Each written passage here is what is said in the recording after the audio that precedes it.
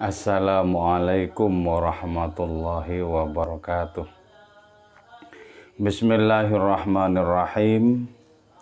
Hamdan wa sana'an laka ya Allah, salatan wa salaman laka ya Habiballah, wa ala alika wa ashabika ya khair khalqillah, laka ya Rasulullah wa li jami' man itaba'dinaka ya Habiballah, haqiqatan min ladun Adam la yaumil qiyamah.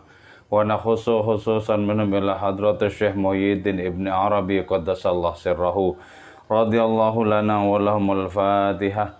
A'udzu billahi minasy syaithanir rajim. Bismillahirrahmanirrahim. Alhamdulillahi rabbil alamin arrahmanir rahim maliki yaumiddin. Iyyaka na'budu wa iyyaka nasta'in ihdinas siratal mustaqim. Shiratal ladzina an'amta 'alaihim ghairil maghdubi 'alaihim waladdallin. Amin. Litaqarrubina ila Allah ta'ala limahabbatina ila Rasulillah sallallahu alaihi wasallam salamatina fid din wad dunya wal akhirah liqadai duyunina liqadai hajatina min hawaijid dunya wal akhirah litaysiri arzaqina halalan thayyiban mubarakan katsiran wasa'a لصحة جسدنا وقلوبنا لشأمراضنا ظاهرا وباطنا لدفع البلايا والمحن والفتن والأمراض والأسقام لمنافعنا لمصالحنا لأهل بيتنا وأولادنا وذرياتنا وجوارنا وأصدقائنا وجميع المسلمين والمسلمات والمؤمنين والمؤمنات الأحياء منهم والأموات ولعز الإسلام والمسلمين بجودك يا الله بشفاعة نبيك يا الله ببركة أوليائك يا الله وبأسرار الفاتحة. أعوذ بالله من الشيطان الرجيم. بسم الله الرحمن الرحيم. الحمد لله رب العالمين الرحمن الرحيم مالك يوم الدين. إياك نعبد وإياك نستعين اهدنا الصراط المستقيم صراط الذين أنعمت عليهم غير المغضوب عليهم ولا الضالين. Amin. Alhamdulillahirabbil alamin. Saudara-saudaraku semua, rahmatullahi alaikum ajmain. Kita berjumpa kembali dalam kajian kitab Hikam karya Syekh Muhyiddin Ibn Arabi qaddasallahu sirrahu. Moga-moga kajian kita ini bermanfaat dan memberikan barokah untuk kita, juga untuk saudara-saudara kita. Salam sehat selalu, salam sejahtera selalu. Moga-moga kita senantiasa damai di dalam lindungan hadiratnya. Amin ya mujibas sailin. Oke.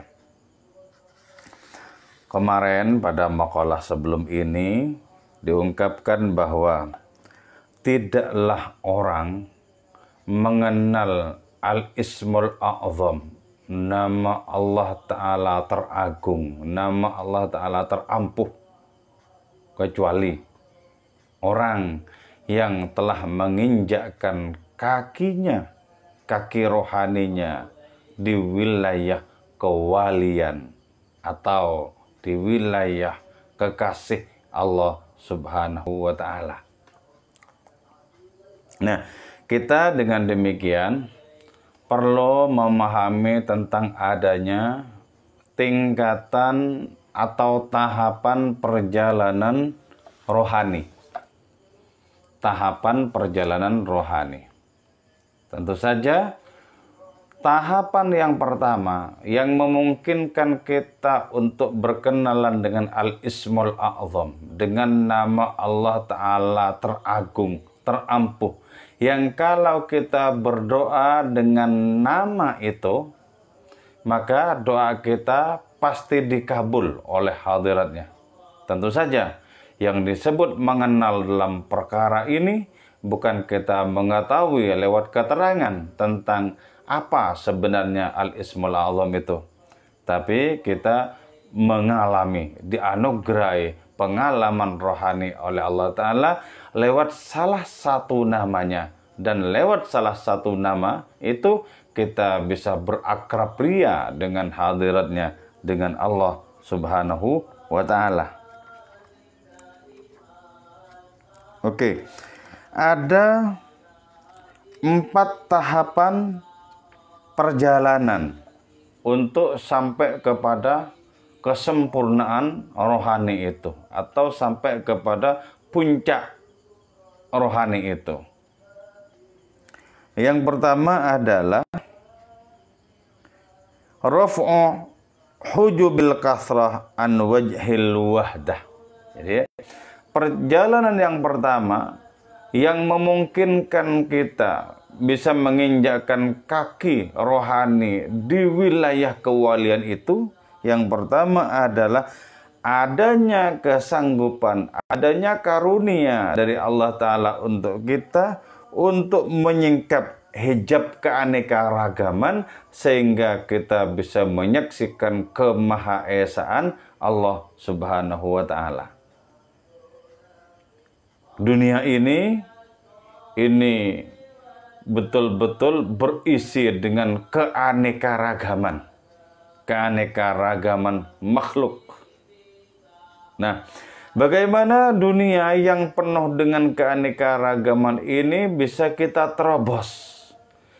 Kalau bisa kita terobos, maka kita bisa menyaksikan bahwa keanekaragaman ini mutlak lahir dari kemahaesaan Allah Subhanahu wa Ta'ala.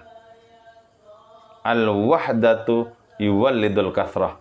Yang tunggal itu melahirkan yang beraneka ragam.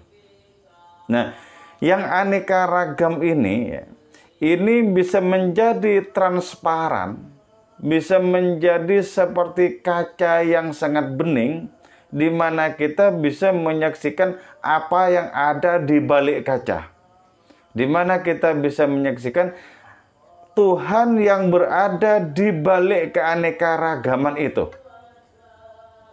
Nah, ini yang disebut sebagai nihayatus safaril awal. Jadi ini yang merupakan puncak dari perjalanan rohani tahap pertama. Jadi puncaknya perjalanan rohani tahap pertama itu adalah ketika kita dianugerahi kesanggupan untuk menyingkap keanekaragaman ini, sehingga penglihatan batin kita tertuju kepada asal usul keanekaragaman, yaitu kemahaesaan Tuhan semesta alam. Maka karena itu kita mesti menggunakan basirah kita, menggunakan mata batin kita, agar keanekaragaman ini bisa kita tembus dengan penglihatan rohani.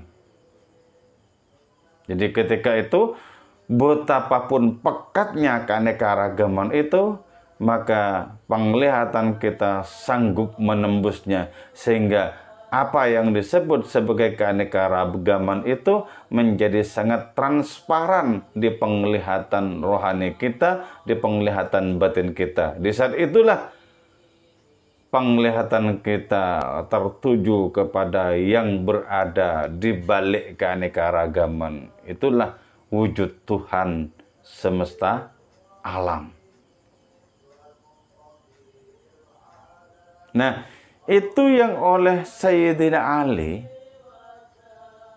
diucapkan ketika beliau ditanya, Sayyidina Ali, apakah jenengan menyaksikan Tuhan yang jenengan sembah? Jadi walaupun beliau itu dikepung oleh keanekaragaman makhluk, ya, beliau menjawab, inni lam a'bud rabban lam arah. Aku tidak menyembah Tuhan yang aku sendiri tak menyaksikannya. Jadi berarti pandangan beliau itu sudah menembus pekatnya keanekaragaman alam semesta. Pandangan beliau itu sanggup tertuju kepada kemahaesaan hadiratnya itu. Itu ya, puncak dari perjalanan rohani atau tahap perjalanan rohani yang pertama, puncaknya adalah kesanggupan untuk menyingkap keanekaragaman, sehingga hanya menyaksikan Tuhan yang Maha Esa, yang Maha Rahman.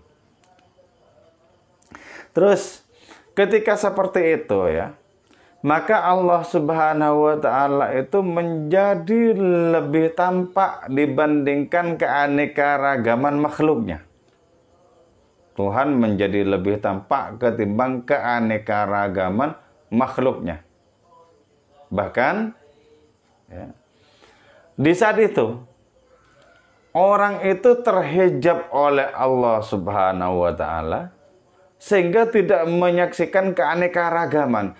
Dari saking samarnya, dari saking temaramnya keanekaragaman itu.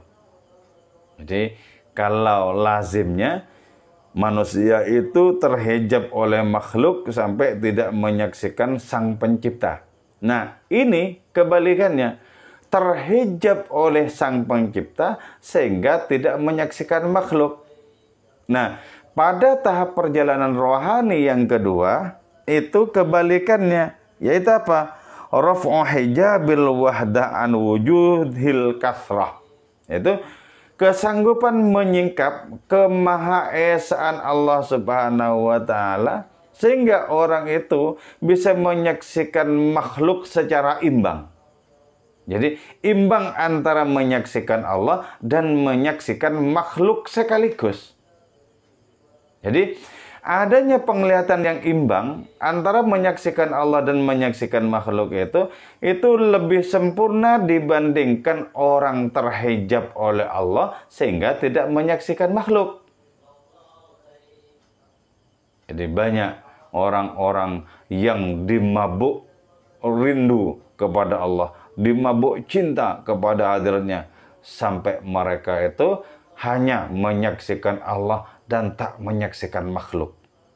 Nah, betapapun itu ya, berada di tengah kobaran rindu dan cinta, itu tetap kalah mulia dibandingkan dengan orang yang bisa menyaksikan kedua-duanya sekaligus, yaitu menyaksikan Allah dan menyaksikan makhluk, menyaksikan makhluk dan menyaksikan Allah. Orang yang terhijab oleh Allah Ta'ala dan tidak menyaksikan makhluk, orang itu cenderung mabuk Allah Subhanahu wa Ta'ala, dan makhluk itu dipandang sebagai ketiadaan. Tapi orang yang lebih sempurna memandang Allah Subhanahu wa Ta'ala sekaligus memandang makhluknya. Tentu saja orang yang bisa memandang kedua-duanya itu secara rohani, orang itu bisa bersikap sopan kepada Allah sebagaimana orang itu bisa memandang manusia dengan penuh kasih sayang. Jadi orang itu pada puncak tahap perjalanan yang kedua itu bisa menyaksikan Allah dan bayang-bayangnya yang berupa makhluk. Bisa menyaksikan Allah dan tajalli-tajallinya yang berupa makhluk sekaligus. Imbang. Orang yang sampai di puncak perjalanan rohani yang kedua itu.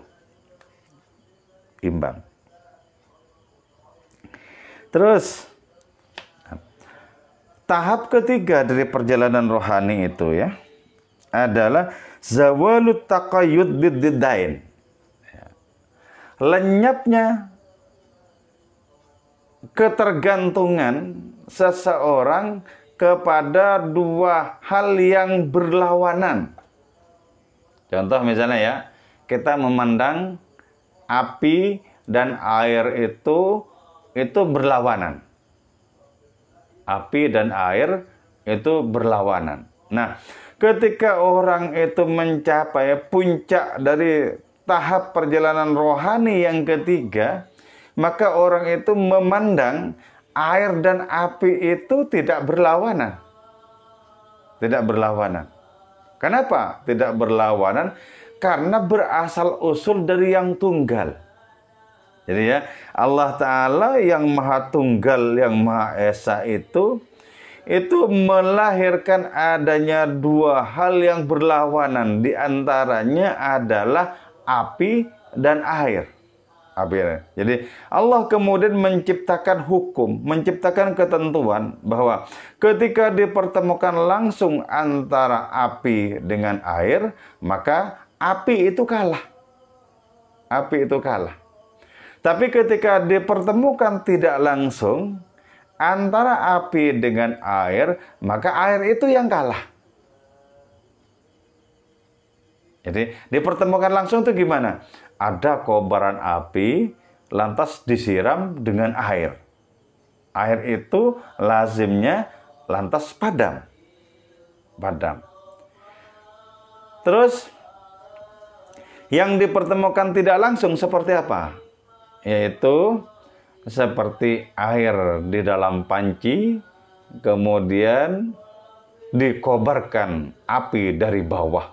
Maka lama-kelamaan air itu menjadi habis. Nah, kalau itu dipandang sebagai dua hal yang berlawanan, maka bagi orang yang sudah mengalami puncak dari perjalanan rohani tahap ketiga, dua hal yang berlawanan itu sudah tidak berlawanan lagi di penglihatannya. Kenapa tidak berlawanan lagi? Karena asal usul dari dua hal yang berlawanan itu, asal usulnya adalah tunggal.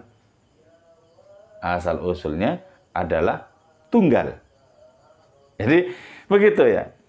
Berarti segala sesuatu yang berlawanan, atas dan bawah, barat dan timur, utara dan selatan, itu di hadapan Allah Subhanahu wa Ta'ala sama sekali bukan merupakan hal ihwal yang berlawanan.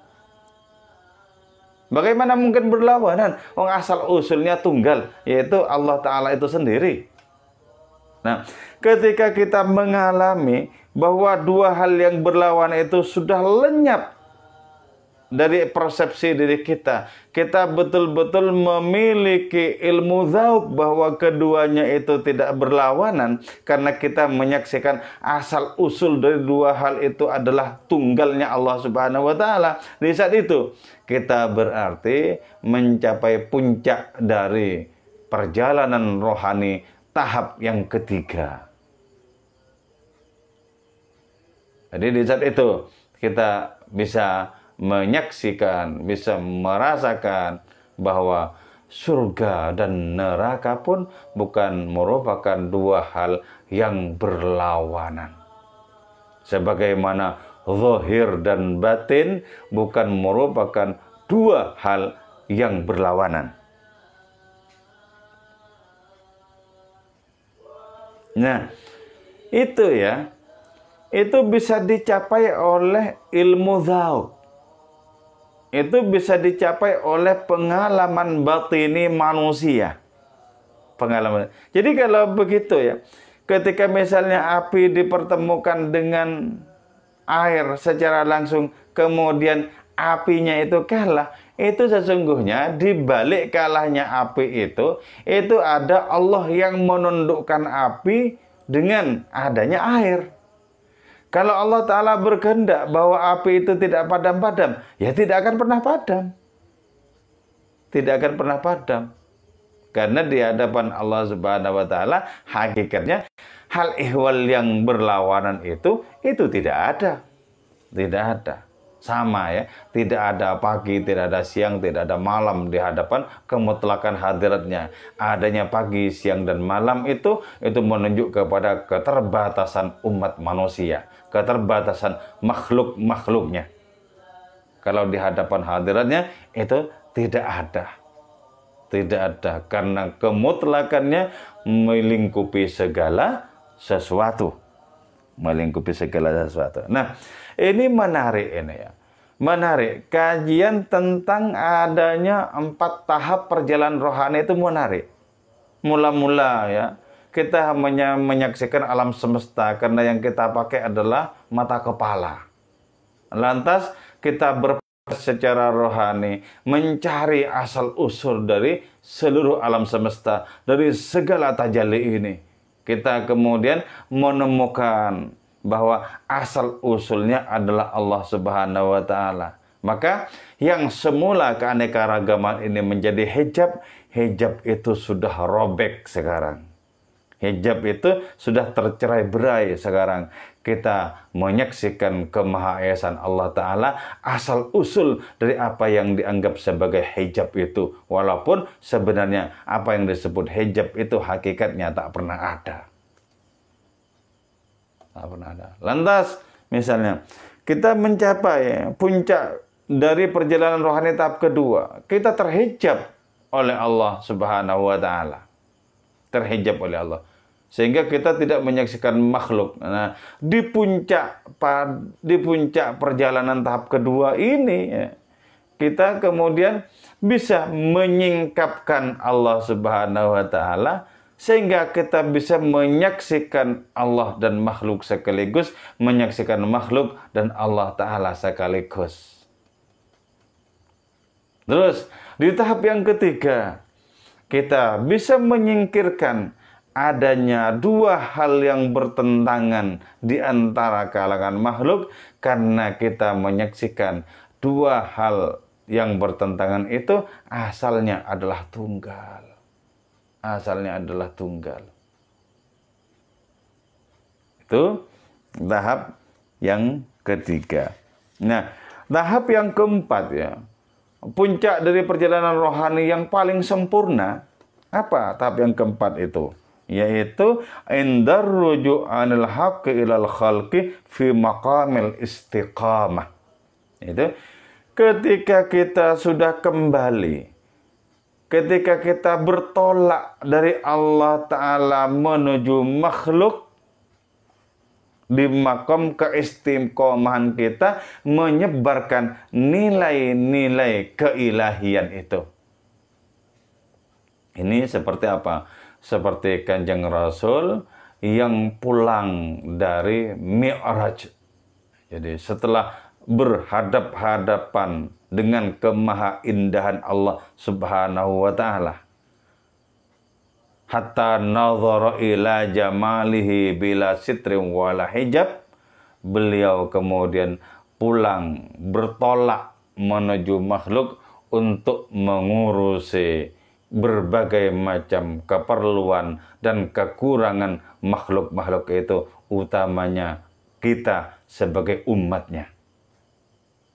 Itu arruju anil khalqi ilal haqq, arruju anil haqqi ilal khalq, bertolak dari Allah Subhanahu wa Ta'ala untuk menekuni adanya urusan-urusan umat manusia. Nah, itu salah satu bukti konkret dari adanya kenabian atau sifat profetik itu. Dulu pernah ada seorang sufi, ya, di tepi sungai Gangga, India, bernama Syekh Abdul Qudus. Beliau bilang, "Ya Allah, andaikan aku diberi kesempatan untuk Mi'raj menghadap kepadamu sebagaimana yang dialami oleh Nabi Muhammad SAW, maka aku enggan untuk bertolak lagi menuju umat manusia yang senantiasa belepotan dengan dosa-dosa." Jadi beda, karena itu kesadaran sofistik itu kalau tidak disertai oleh kesadaran profetik, itu yang diburu adalah bagaimana bisa berasyik masuk dengan Allah Subhanahu wa Ta'ala tanpa begitu hirau terhadap bagaimana keluh kesah umat manusia. Tapi kalau sifat sofistik itu dibarengi dengan sifat profetik, maka setelah mencapai kesucian batin, bertolak lagi si wali itu untuk mengurusi berbagai macam persoalan umat manusia dengan penuh kasih sayang. Itu sikap sofistik yang juga sikap profetik. Nah, ini yang paling sempurna ini. Perjalanan rohani tahap keempat ini paling sempurna. Nah, di puncak kesempurnaan perjalanan rohani tahap keempat itu, orang yang akrab hatinya dengan makhluk itu sangat akrab pula dengan Allah. Orang yang akrab hatinya dengan Allah penuh kasih sayang kepada makhluk-makhluk. Sebagaimana jelas dengan konkret dicontohkan oleh ketauladanan Kanjeng Rasul Muhammad Shallallahu Alaihi Wasallam. Nah, kalau orang sanggup menginjakkan kakinya di puncak perjalanan tahap pertama, kedua, ketiga, dan keempat, ya, tahap pertama saja pastilah orang itu memiliki jatah kewalian. Jatah kewalian. Dan ketika memiliki jatah kewalian, maka orang itu akan mendapatkan anugerah bernama Al-Ismul A'zam, nama Allah teragung, nama Allah terampuh. Yang ketika orang tersebut berdoa dengan Al-Ismul A'zam itu, Allah pasti mengabulkannya. Bagaimana mungkin Allah tak mengabulkan, kata Maulana Rumi. Wong itu serupa doa Allah Ta'ala pada dirinya sendiri. Si wali itu tidak memiliki hasrat apapun selain hadiratnya. Sehingga ketika dia berdoa, hakikatnya Allah lah yang berdoa untuk dirinya sendiri. Oke ya. Moga-moga kajian kita ini senantiasa bermanfaat dan barokah untuk diri kita. Amin ya mujibas sailin. Moga-moga Indonesia Raya ini senantiasa dalam keadaan damai dalam lindungan Allah Subhanahu wa taala. Wal afa minkum. Wassalamualaikum warahmatullahi wabarakatuh.